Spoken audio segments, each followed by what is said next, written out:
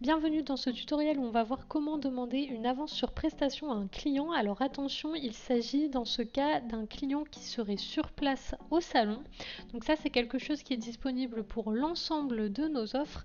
Donc là c'est bien quelqu'un qui est sur place. On verra dans une prochaine vidéo comment demander une avance sur prestation à quelqu'un qui n'est pas au salon.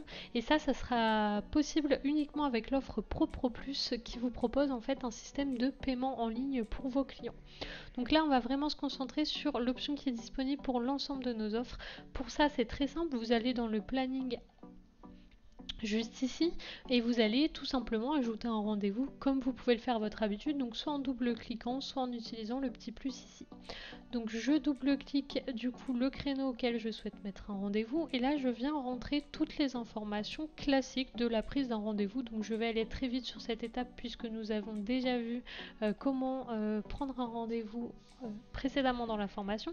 Donc là vous avez pris votre rendez-vous, vous avez noté toutes les informations et là vous allez tout simplement venir cliquer sur valider avec paiement.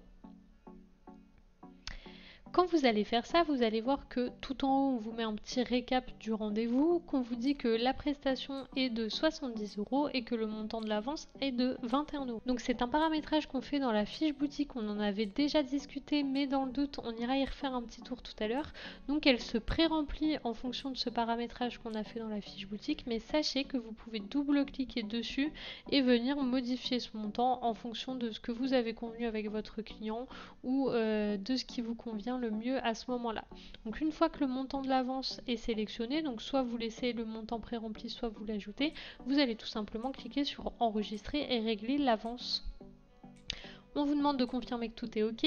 Et vous allez arriver, vous allez voir sur le module de paiement classique sur lequel on a déjà pu travailler ensemble. Donc vous allez choisir le mode de paiement du client, donc par exemple en carte bleue, et venir valider le paiement qui va venir créer un ticket comme pour n'importe quelle prestation en fait. Donc là moi je choisis de ne pas l'envoyer, tout se quitte puisque c'est OK, mon rendez-vous est bien ici. Et vous voyez quand je vais venir cliquer sur mon rendez-vous et venir le voir en modification, ça se présente vraiment comme un rendez-vous standard, donc du coup je peux venir faire les modifications que je souhaite. Donc pour le paramétrage dont on discutait juste avant, qui se trouve dans la fiche boutique, vous allez aller dans l'onglet paramétrage, dans la fiche boutique, et vous voyez que dans l'onglet qui est ici principal, on vous demande le pourcentage de l'avance sur prestation. Donc en fait de manière standard ici, nous on a choisi de mettre 30%, vous pouvez venir indiquer ce que vous voulez. De manière standard, le logiciel vous mettra automatiquement 30% de votre rendez-vous, mais bien sûr comme on vient de le voir, c'est totalement modifiable. Donc voilà comment demander une avance sur prestation à votre client. Pour vous montrer à quoi ça ressemble une fois qu'on veut facturer le rendez-vous, si je viens ici, que je sélectionne mon rendez-vous pour lequel il y a une avance sur prestation et que du coup je viens sur le module de paiement. Donc voici comment ça se présente. Vous voyez ici on me dit bien que la personne a 70 € de prestation mais qu'elle a utilisé une avance de 30 €.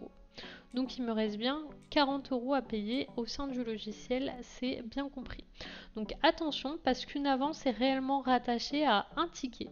C'est-à-dire que si vous venez supprimer le rendez-vous dans l'agenda, l'avance ne viendra pas se remettre en bon d'achat par exemple. Pour pouvoir réutiliser l'avance pour un autre rendez-vous, vous allez devoir aller dans le suivi des tickets et annuler le rendez-vous de paiement de l'avance. Donc n'hésitez pas à vous référer à la vidéo où on vous montre comment annuler un ticket. C'est comme ça que vous pourrez donc réutiliser l'avance. Vous la transformerez en bon d'achat si vous souhaitez la réutiliser ou alors vous rembourserez le client tout simplement.